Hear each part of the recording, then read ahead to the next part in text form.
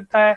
Scheduling problems में ऐसे problems हो सकते हैं जहाँ पे मेरे पास एक वेफर है electronic and I want to actually place different kinds of logic gates into it such that I can generate a full-fledged integrated circuit with given specification. So whenever I say with given specification, it comes under constraints, and whenever I want to say that इतने सारे components मुझे वहां पे place करने जहाँ पे थोड़ा सा छोटा जगह मुझे दिया गया है, so that they can be harmoniously doing a specific work, then it comes as a planning scheduling problem. कौन सा IC किस जगह पे जाएगा, वो कैसे organize होंगे to solve that problem.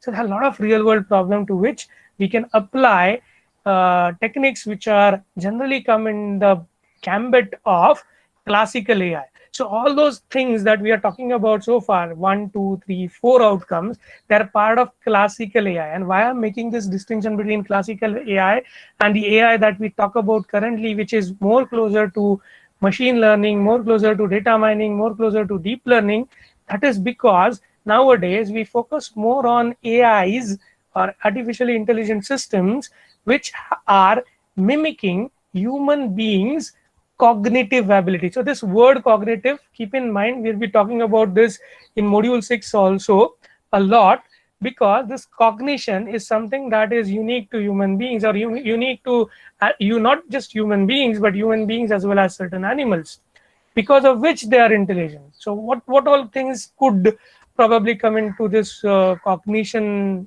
term? Cognition would mean our ability to see things and find out certain parts into the whole picture that we see. Okay, our ability to hear things and then infer what has been told to us, our understanding of the natural language. So ये तो बाकी की चीजें जैसे देखना और सुनना, the cognitive abilities are common in animals as well as in human beings, but especially the ability of natural language processing that the human beings possess are much more elaborate than the animals and the other kind of beings that we may term as intelligent being. क्यों?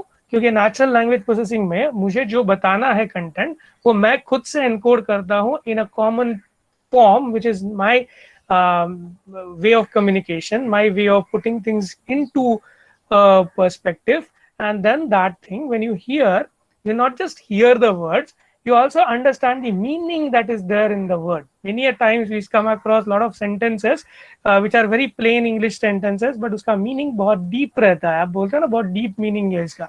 So that meaning goes from one person to the other person because we have an ability called as natural language processing. But these abilities come to us as a human being as the cognitive abilities, one of the cognitive abilities. So this word will naturally be using when we talk about the last outcome. Last outcome आप देखोगे, apply concept of natural language processing to problem leading to understanding of cognitive computing. So we need to first understand what is cognitive computing, what all things come under it.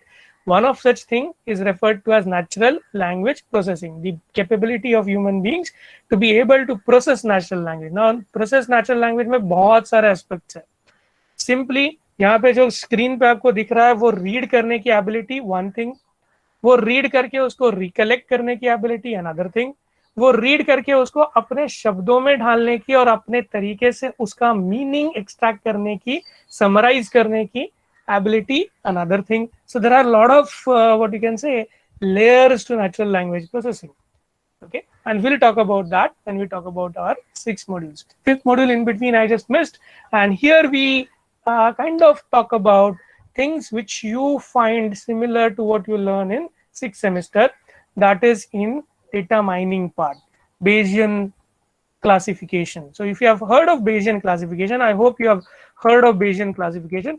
I'm just looking for my voice is audible properly, right? And you're able to hear things. Yes, sir, audible. Yeah, and there's no disturbance from my side. Now, sometimes what happens, right? I keep on talking and I then don't look at the screen. I look at this blackboard, and I feel like I'm the only one in the class. Okay, so in between, if you have anything to talk to or anything to contribute to, you definitely contribute.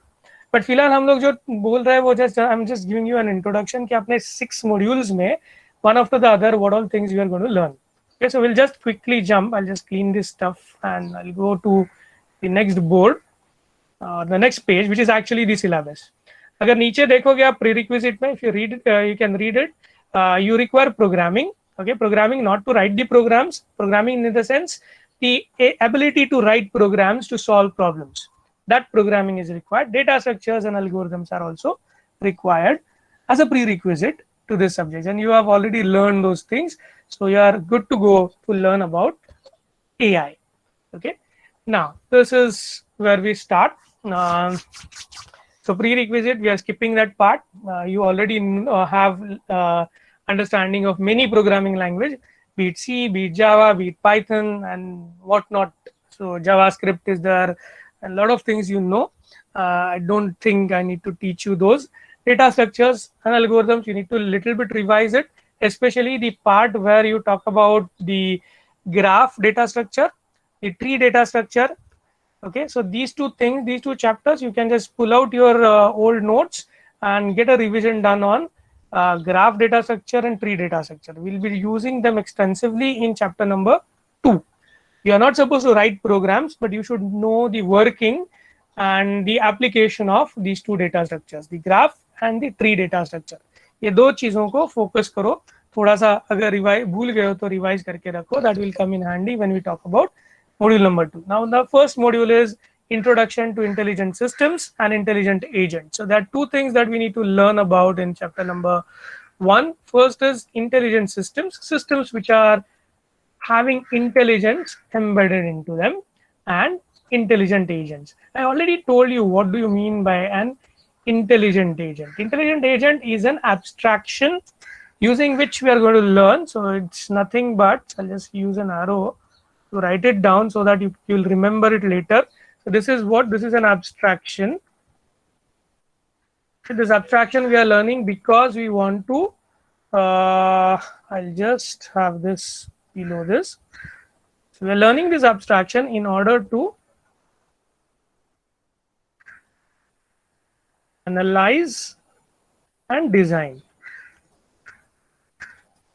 AI based solution. अगर मुझे AI based solution किसी problem के लिए चाहिए, if I want an AI based solution for any problem, sorry, need to put it somewhere where it is readable.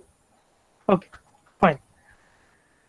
So if I want an AI based solution, intelligent agent is an abstraction to do analysis and design for that solution. So AI based solution अगर मुझे चाहिए किसी problem का, तो मुझे उस problem को इस नजरिए से, इस thought process से देखना होगा. This abstraction. So what does abstraction mean?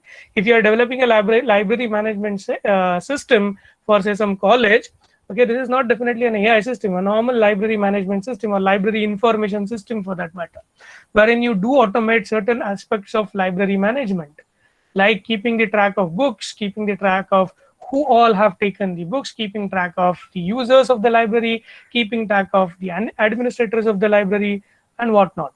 But to design the solution of a library management system or library information system, what we require is to do things in terms of an analysis and design, which is mostly object-oriented analysis and design, in terms of an abstract view of the system, where a lot of unneeded aspects are removed and only the functional aspects of the system are kept.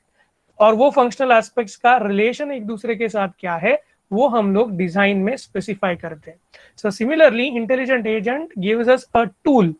Okay, intelligent agent ये जो है abstraction है, this gives us a tool using which we can find out what are the important things in the real world problem which we will need for applying an AI based solution. अगर मुझे एक AI based solution apply करना है किसी real world problem के लिए, then the intelligent agent abstraction will give me a facility, okay, to only see the things which are required, which will be used for in my solution, and remove the excess. That is what this abstraction gives me.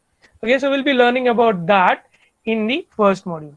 So ये जो first part है, this is clearly seems to be divided into two parts: introduction to AI, AI problems and AI techniques, solving problems by searching, space for problem formulation, state space representation.